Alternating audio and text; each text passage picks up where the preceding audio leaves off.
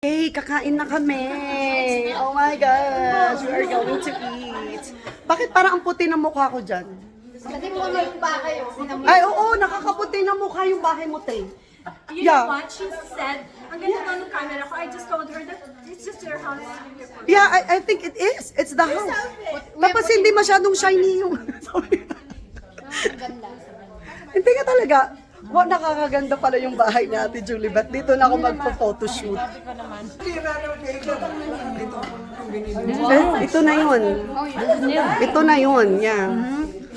Grabe.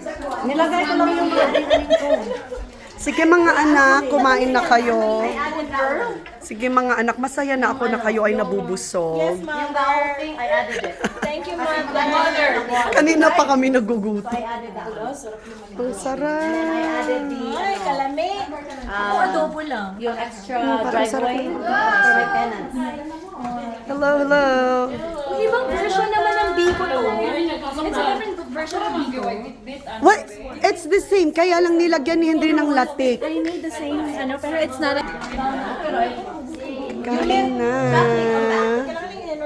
Sige, kumain kayo.